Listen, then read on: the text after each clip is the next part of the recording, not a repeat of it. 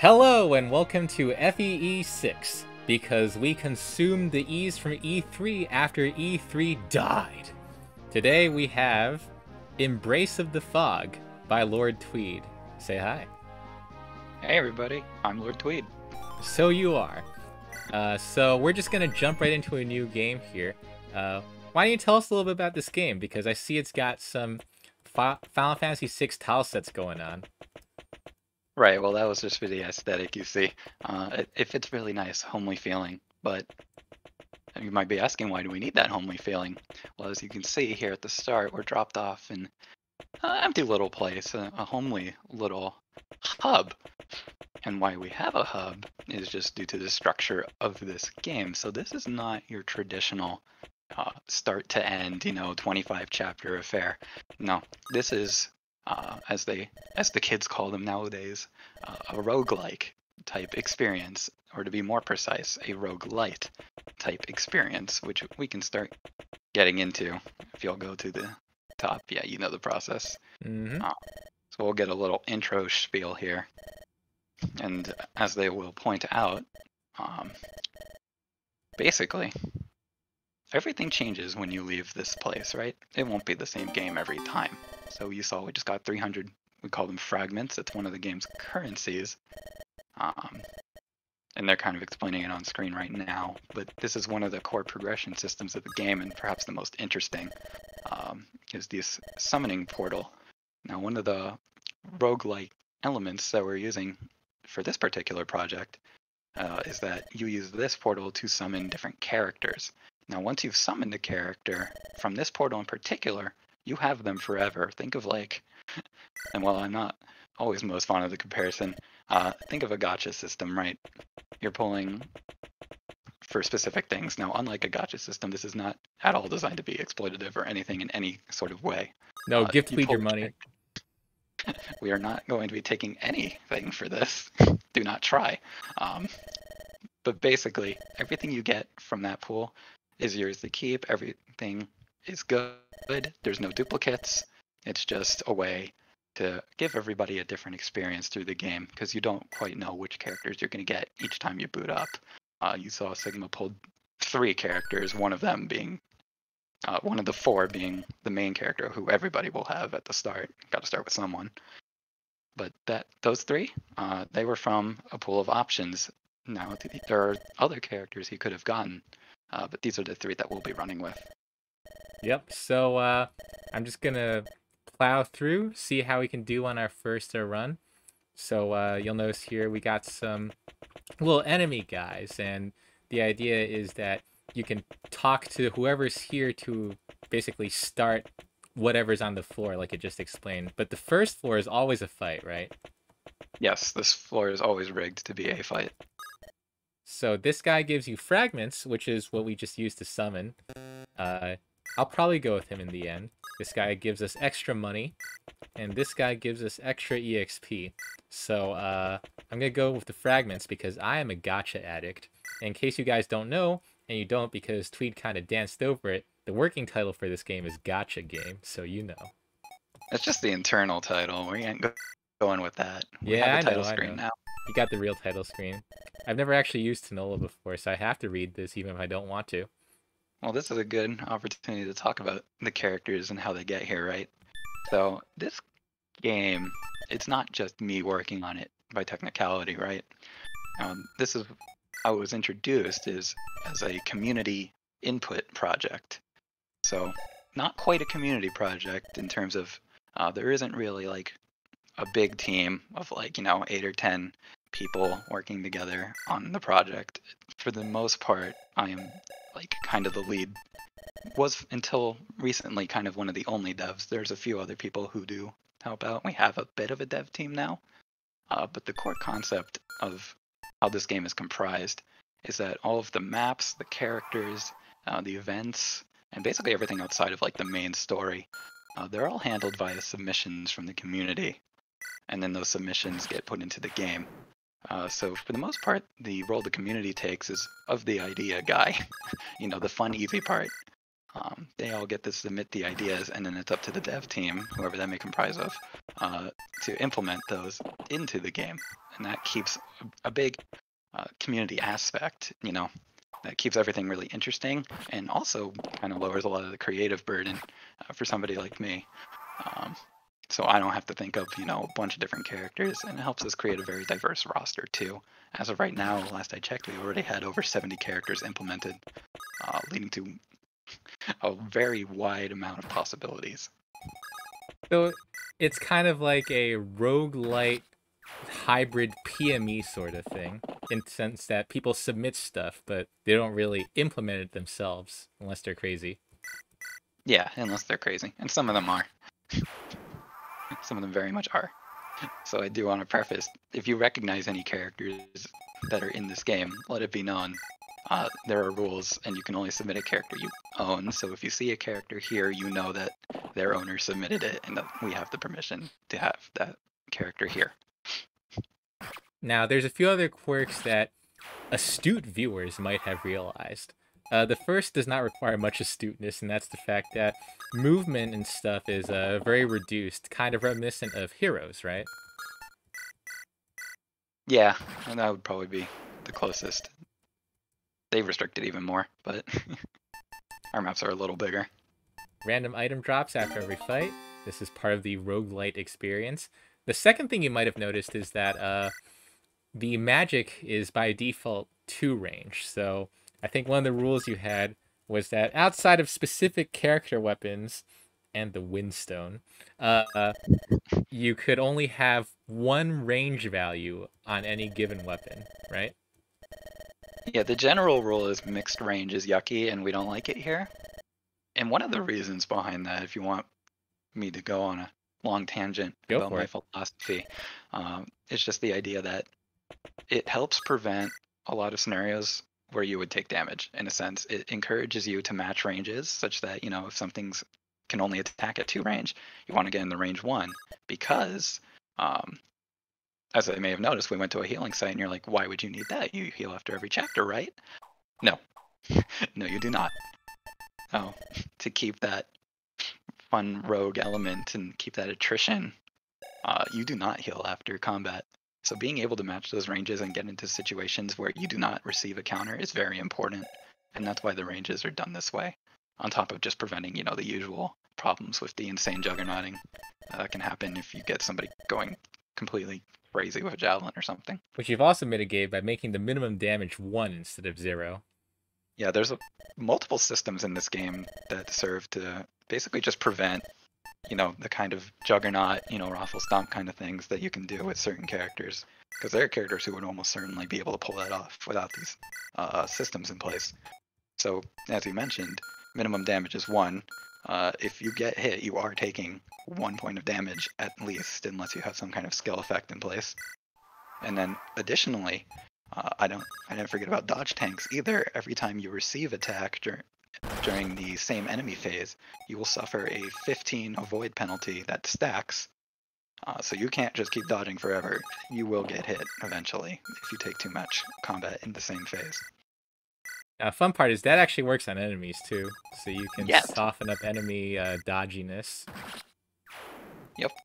And with the ranges being as they are, that gives you a lot of opportunities to, get into those ranges that they can't counter you at. And you might be doing that just so you can set up for somebody else and make their combat a lot more secure. Now, I noticed you made an egregious error on deployment. You deployed Knight into a spot where he cannot move from. Yeah, so this game's unit submission differs from PMEs in one very crucial way, which is that they're absolutely unhinged. So, for example, I'm glad I pulled this guy. We have Knight over here, who can only make Knight chess moves, and twice per turn at that. So, that's something. It should be noted that this project is made using the Lex Talionis engine. Which allows us you to think? get... You think? Yeah, there's the little tongue-in-cheek joke there, but yeah, it lets us go a little crazy with the skills sometimes, and we very much do. Although usually the starting characters Just to spoil that surprise a bit, the first few you pull are guaranteed to be fairly normal. Yeah, but one nice thing is that so if you've played like Slay the Spire or other similar games before, the campsite, besides just healing, usually offers an additional option for people who don't want to do boring things like heal themselves. Like in Slay the Spire, you can enhance one of your cards. So here, Tweed has been very generous. Not only do you heal yourself, but you can also add additional units to your party. And this comes in one of two forms. You can either do a recall, which takes a unit that you already kind of had, and like you add them to your party. It selects from a pool of units you already had. Or you can do a fragile memory, and you can actually pick a random unit that you didn't already roll in the hub, and it'll just join you, but only for this run. So since I didn't have any units other than LT, Termina, Tinola, and Gorbat, who's been undeployed, I decided to do a fragile memory, and I got Knight at random, who is perfect to showcase the kind of insane nature of this game's unit development ethos, shall we say. Implying there is one. Yeah, and of course, part of the game, just like any good roguelite, is to try and break it. So we have the Killer Helm here, which gives plus 100 critical chance when a foe has negative status. And all knives inflict Toxin, which is like a Fire Emblem Engage style, where it increases damage taken once you have Toxin stacks on you. So I'm going to use this knife, which actually lets Knight act again. And now that I've inflicted Toxin, I can Knight move again and finish him off. With an unnecessary crit, actually. Which only does double damage in this game. Ooh, Bull Cape. I don't need that. Slumber Stabber. Decisions. Flash Steel. Oh, okay. I was gonna say Tanola can use Steel Bow at base. Yeah. Okay, let's take a look at the shop. To show it off. Yeah. So the shop has a few options, some of which I actually haven't seen yet. So you can buy experience and a little bit of weapon experience for 100 gold, which I will do. And you can convert your gold to other currencies, which, it's actually kind of funny. This guy shows up. Yeah, well, I mean, right now we can at least buy fragments, so, we've already shown that off. I don't know why I did that. Stratagems? Pull more. Yeah, I do want to pull more. If we see a stratagem guy, I'll go into that. Yeah. What? You haven't seen this one yet. I haven't seen this one yet. I don't have enough money. I'm poor right now. So that'll be a surprise for the viewers at home. Yeah, 1,000. Save up. This person on the left usually has items, accessories, and other non-weapon type specific stuff, while the person on the right has, well, just weapons. Which are always suited to whoever you have in your party. So if you don't bring a sword user, you won't see swords. And the same is true of the random drops. When you get a random drop, it's always something someone can use in your current party. Alright, and then finally we have... Actually, is this finally? Are there other node types? Whatever. We have events, which are just random things that happen. If you've played Slay the Spire, it's the question marks. If you haven't, you need a little spice of life that isn't just fighting all the time. Unfortunately, I don't think you'll be getting much spice out of this one. Well, that's because this event requires money and I'm poor. Let's roll another one. It didn't count. Luckily, you cannot roll the same one twice. So. There we go. Small sack, but it's smelly. It's smelly. Yeah, the events don't clearly say what they do, like in certain other roguelikes, but they do have little symbols to help indicate what might happen. So we got the screen. Yeah. Got this die, which indicates chance. This money, which indicates money. And this broken heart, which indicates that I might get, messed up. So let's do it. I got the money. Good roll. Yeah. Yeah, 80% chance of winning.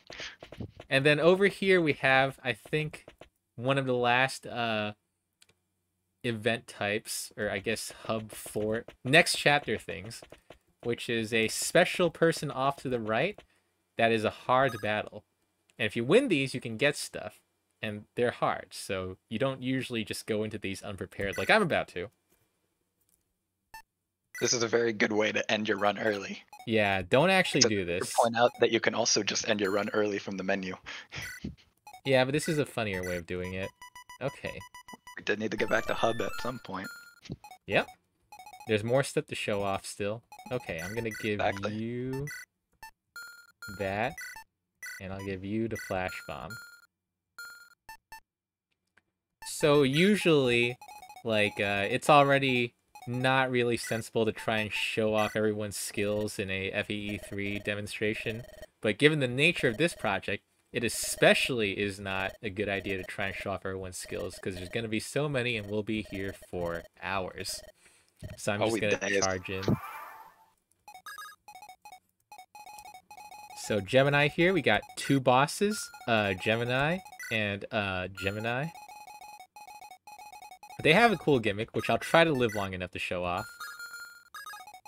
Well, luckily the Elite does scale at the same pace as the rest of the game. So if you were good enough, then theoretically you might be able to pull it off. But you did come into this with less than a full team. Yeah, so we'll see. I also came into this with poor positioning. You can pivot over with Gorbat. Yeah. Oh yeah, okay, so here we have one of those weird interaction moments where I'm going to just pivot, take the killer helm, and hopefully land this 71% hit. Let's go.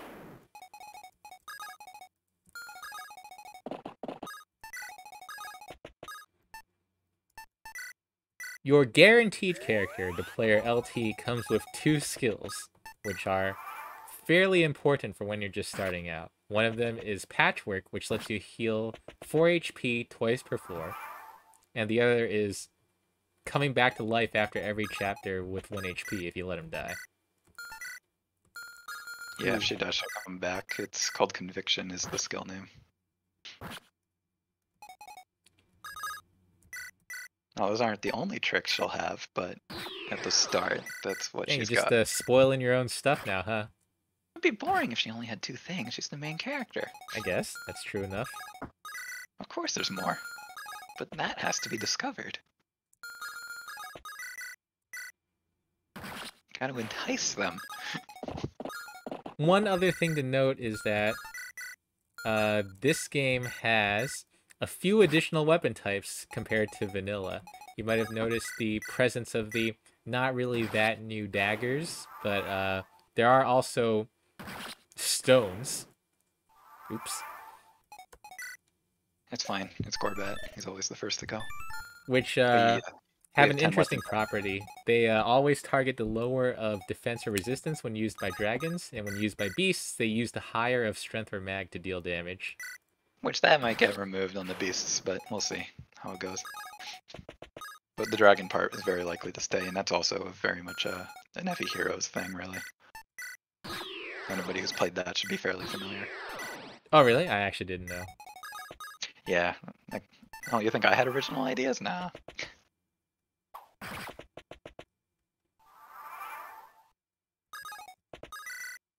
Yeah, it looks like the way we're taking this is going after one Gemini first in order to minimize the risk that comes with, you know, splitting up.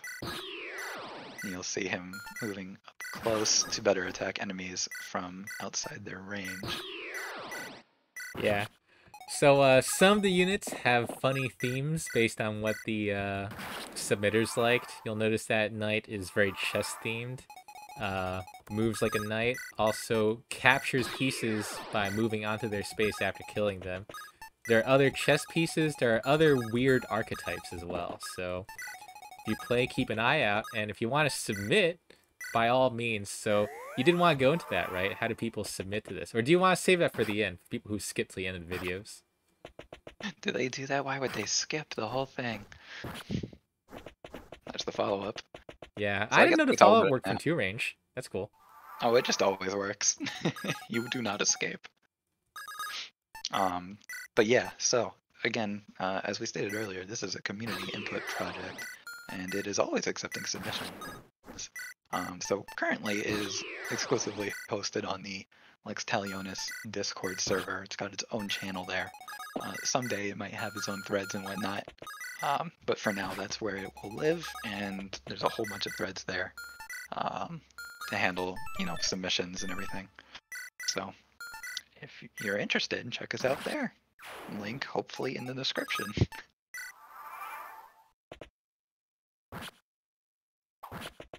Well, Sure Shot helped out.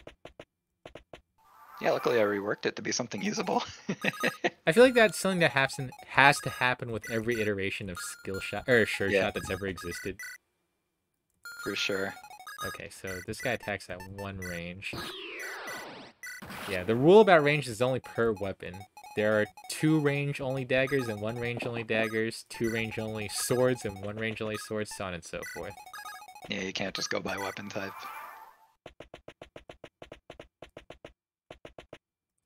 You can also hold start to speed things up, which would be a good idea now since I don't want too much dead air time.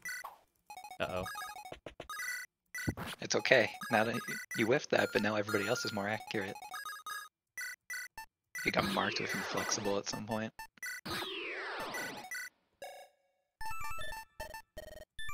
Unfortunate.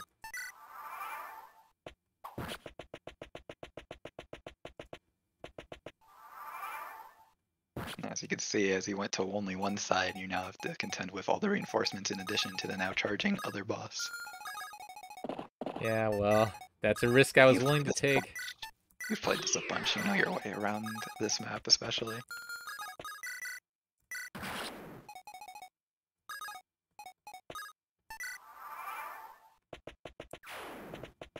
We will probably be able to kill the boss, but with heavy losses.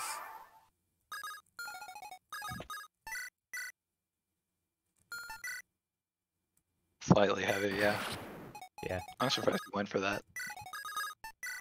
Well, this makes it more or less guaranteed, you know.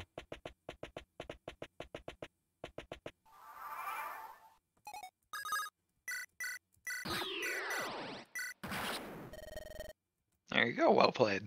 Alright. Quite a few casualties though. Quite. Dragon Shield, that'll be good. And now we get our first stratagem, actually. How do I Why don't pull we up show the... that off? Oh yeah, The okay. menu. So stratagems are basically effects that last for the entire duration of one run.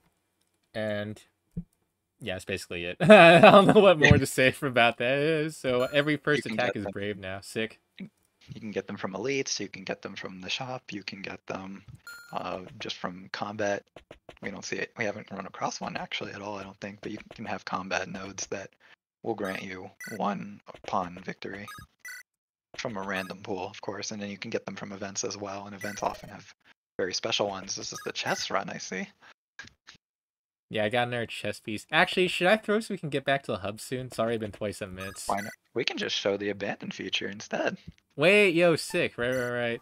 Okay, so if you ever get tired of your run for whatever reason, then you can just bring up the menu and abandon the run.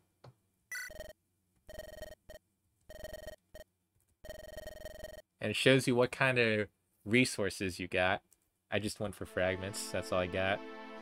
You got enough to do a pull at least. That's true. That's what's most important. Pulling more. And then, like the game just advised, if you try to continue on after you lose or abandon a run, you can't get any more currencies for that run. So, it's time to start over. But things have changed a little.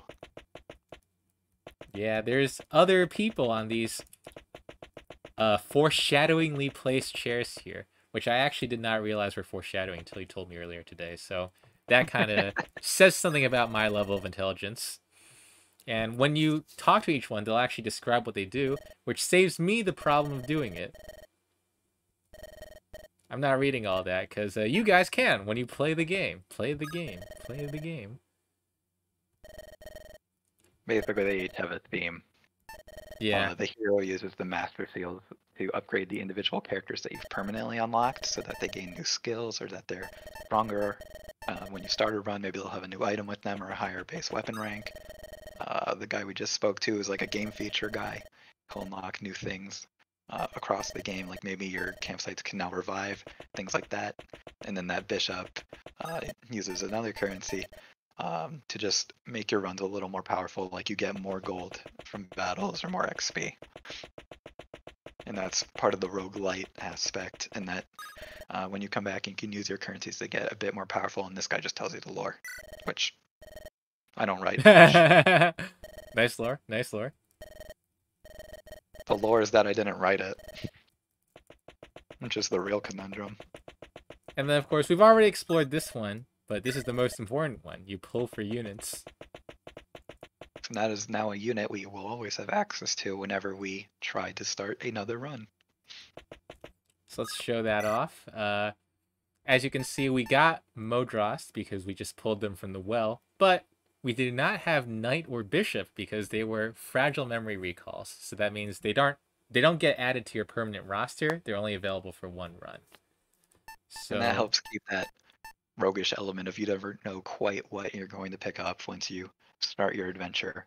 But at the same time, we still have, on the other hand here, that Fire Emblem, build your army, make them stronger, get attached, trust no one, of course.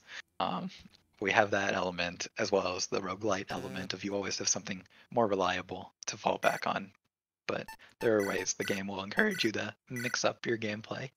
And there's a lot of fun reasons to do that too. I mean, we have over 70 of these characters, probably over 80 at this point. There's new synergies being discovered every single day. Yep. So I think we've actually shown off all of the node types minus the boss, right? Do you think I'd be able to speedrun to the boss in time? I don't really think so. No, I don't. Yeah, so I guess we can call the day there.